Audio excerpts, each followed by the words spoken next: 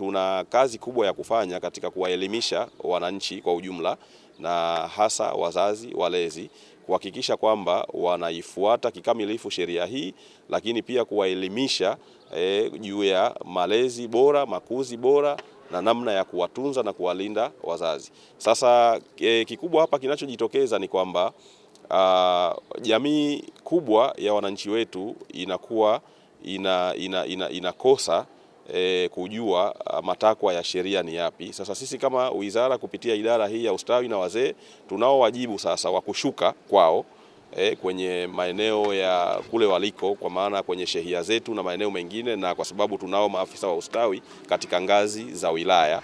Kwa hiyo wale sasa wanaitafsiri sheria hii katika zile ngazi kule walipo wanakofanyia kazi, kuhakikisha kwamba wanawafikia wazazi na walezi katika vijiji vilivyopo katika shehia zetu, kuhakikisha kwamba wanapatiwa taaluma ya kutosha inayohusiana na namna gani ya kumhifadhi na kumlinda mtoto, lakini na kumkinga na vitendo vya udhalilishaji na ukatili, kwa sababu ni kuwaelimisha kujua namna gani ya kumhifadhi, kumlinda, kumpa matunzo yaliyo bora na malezi bora ili akue vizuri, lakini pia namna gani tunaweza kuwakinga watoto dhidi ya vitendo vya ukatili na unyanyasaji na udhalilishaji wa kijinsia.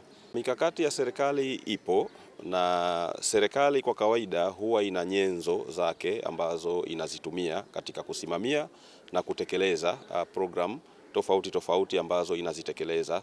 Sasa kwa upande wa hili swala la matunzo ya malezi, makuzi bora kwa watoto, mikakati ya serikali ni kwamba kwanza tuna sheria yetu ya watoto nambari 6 ya mwaka 2011 ambayo pia tayari imeshaundiwa kanuni zake ambazo zinaiongoza namna gani kuweza kuitekeleza sheria hiyo ya watoto.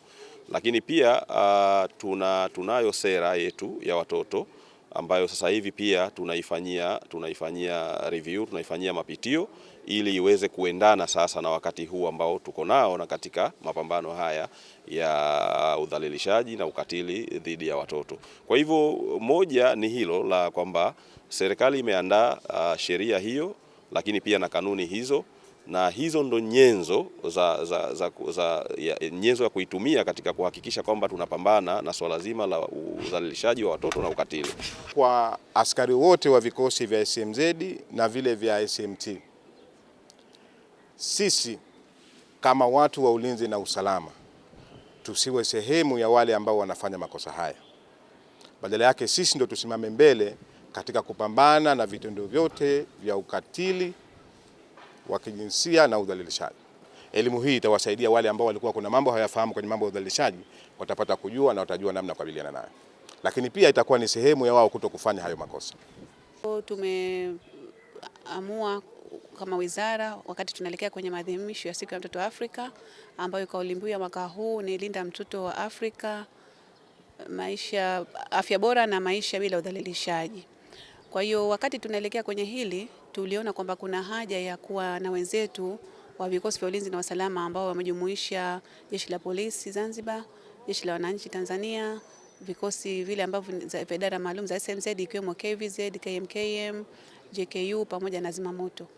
Kwa nini tumeamua kukutana na wenzetu hawa wa vikosi vya ulinzi na usalama? Kwa sababu ni wadau wetu wakubwa, na tunaamini kwamba kupitia hili swala la udhalilishaji na ukatili dhidi ya watoto, kwanza wao ni wadau ambao kama wazazi, walezi, lakini vile vile ni wahusika wa ulinzi wa huyu mtoto wenyewe husika.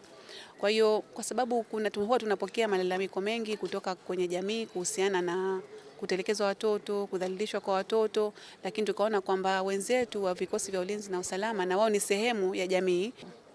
Wito wangu kwa jamii ni kwamba na kwenye vikosi vya ulinzi na usalama kwamba swala la ukatili na udhalilishaji wa watoto linamgusa kila mmoja wetu, lakini vile vile sisi tuwe ni mabalozi wakubwa, kwanza kulinda huo usalama wa watoto kwenye familia zetu, lakini vile vile kwenye jamii ambayo imetuzunguka. Maana tunapokuwa kwenye majukumu yetu ya kila siku, lakini vile vile tunapokutana na wadau wenzetu, maana kwamba isionekane kwamba sisi ambao wale wanahusika na vikosi vya ulinzi kwamba ndio wadhalilishaji wakubwa au kwamba wanatumia mabavu sana kwenye familia zao. Kwa hiyo hili tunataka kuliondosha kwenye muonekano wa kijamii kwamba hawa ni wenzetu ambao tuko nao, lakini vile vile wanaweza kuwa kigezo kizuri kwenye jamii yetu, kwamba sila manake kwamba wakiwa hivi manake na kwenye familia wanakuwa hivyo, lakini tunapenda kuwahamasisha kwamba wao watekeleze wajibu huu katika nafasi zao kama wanafamilia, lakini vile vile kwa ajili ya kuimarisha huu ulinzi na usalama, kwa sababu tunawategemea pia kwenye taifa letu. Lakini pia tumekuwa tukishirikiana na Jeshi la Polisi kwa kutokomeza udhalilishaji kwa watoto kwa kupitia programu yao ya Usalama Wetu Kwanza, ambayo hii inaendeshwa mashuleni. Kwa hiyo kwa kupitia wale polisi walimu ambao wako katika mashule mengi sasa. Kwa hiyo hii programu inafikia watoto wengi.